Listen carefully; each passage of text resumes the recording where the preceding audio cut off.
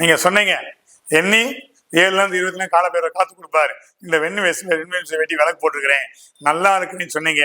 இப்ப எனக்கு 15-20 நாள் ஆச்சு, எந்த அறிகுறியும் தெரியல, நடக்கவே இல்லைங்கய்யா நீங்க சொன்னது.